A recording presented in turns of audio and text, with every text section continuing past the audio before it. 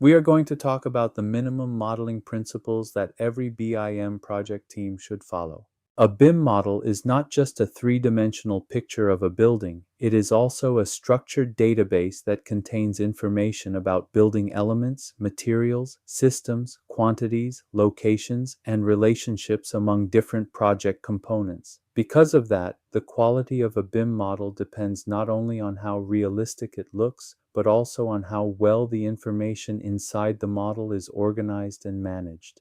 A model can look complete on the screen, but still be unreliable if the data is wrong, if elements are poorly named, or if responsibilities are unclear. These problems can lead to inaccurate quantity takeoffs, unnecessary clashes, software issues, and confusion during coordination meetings. So, in this chapter, we focus on 4 practical modeling controls: understanding level of development, dividing modeling scope among disciplines, using consistent naming and version control, and performing regular QA and QC checks. These are basic practices, but they are essential if the model is going to support construction decisions. One of the most important BIM concepts is level of development, or LOD. The key point is that LOD is not simply about how detailed the model looks, it is about how reliable the information is for a specific use. In other words, can the project team actually trust that model element for estimating, coordination, fabrication, or facility management? For example, LOD 100 is usually conceptual. It may only show massing or general size for early feasibility studies. LOD 200 includes approximate size, shape, quantity, and location, so it can support early cost estimates or schematic planning. LOD 300 provides more accurate geometry and location, often for construction documents and coordination. LOD 350 adds information about system interfaces, which is very useful for clash detection. LOD 400 is fabrication ready, and LOD 500 represents field verified as built conditions. But the most important lesson is that the entire project should not be labeled as one single LOD. Different elements develop at different times. A curtain wall may need LOD 400 early because it must be fabricated, while interior partitions may still be at LOD 200 because the layout is not final. So the goal is not maximum detail everywhere. The goal is to provide the right information for the right decision at the right time. BIM coordination involves many different project participants: architects, structural engineers, MEP designers, contractors, and subcontractors may all create or use model information. Because of that, each discipline must know exactly what it is responsible for modeling. This is why the BIM execution plan should include a responsibility matrix, sometimes called a model element table. This matrix identifies the model element author for each major building component. It should clarify who creates the element, who reviews it, who is allowed to modify it, and when the model needs to be exchanged for coordination. This is especially important when responsibilities overlap. For example, a slab may appear in both the architectural and structural models. Duct supports may involve both the MEP subcontractor and the structural team. If the team does not define model ownership early, coordination meetings can turn into debates about who is responsible for fixing a problem. In a typical workflow, the architectural and structural models often serve as baseline models. MEP subcontractors then route ductwork, piping, conduit, and equipment around those established conditions. The BIM manager combines the discipline models into a federated model and manages clash reports.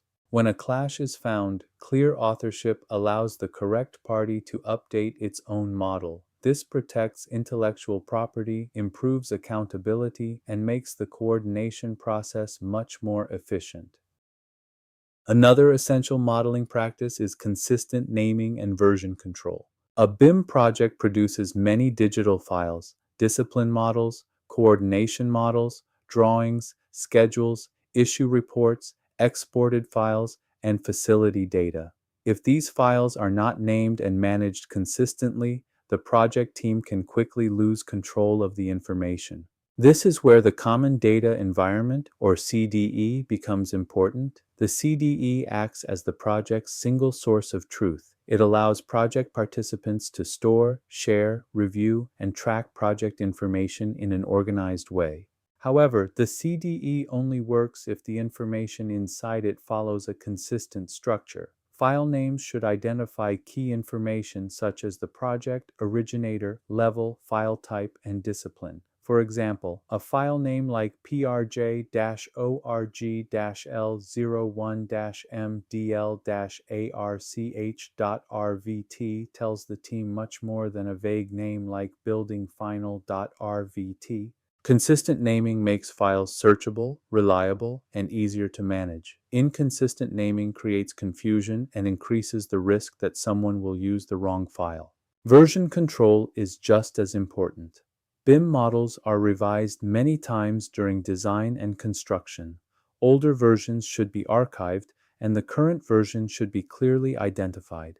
If a subcontractor fabricates or installs work based on an obsolete model, the consequences can be serious. So naming and version control may look like administrative tasks, but they are actually project control tools. They help ensure that decisions are based on the correct information. BIM model must be checked regularly. Even a visually detailed model can still be unreliable if it contains incorrect data, misplaced elements, duplicate objects, or inconsistent standards. That is why QA/QC should be part of the regular BIM workflow. It should not be treated as a final check at the end of a project phase. By that point, problems may already have affected coordination, estimating, or construction planning. There are four core types of BIM QA/QC checks. First, visual checks. This is a manual review of the 3D model to look for obvious problems such as floating elements, missing components, misplaced objects, or items that do not match the design intent. Second, clash checks. These are usually performed with software such as Navisworks or similar coordination tools.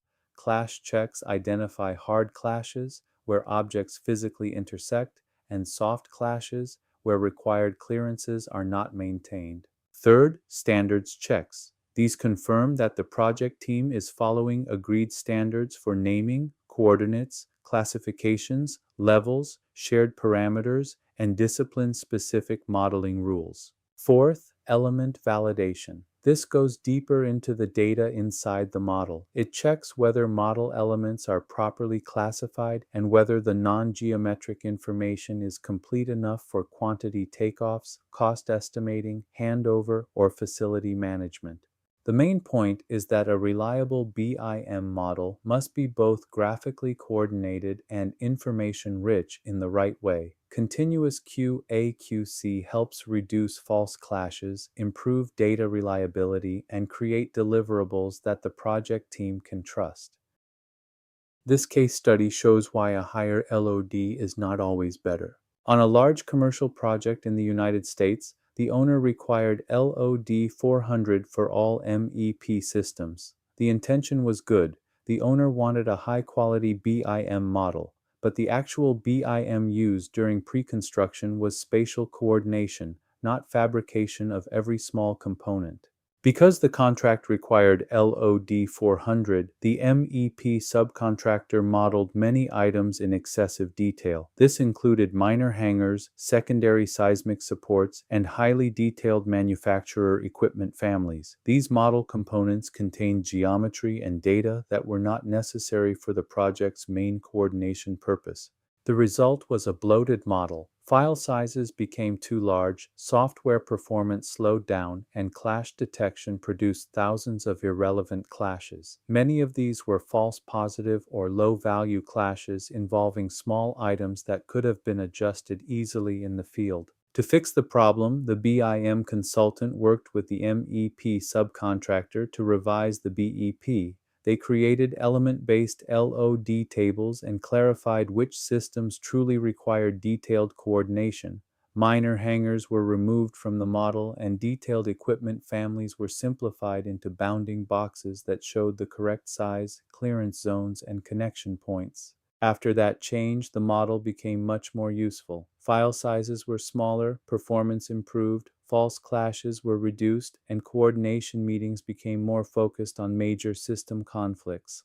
The key lesson is simple. A high LOD is not automatically better. The best BIM model is the one that contains the information needed for the task. LOD must always be connected to BIM use.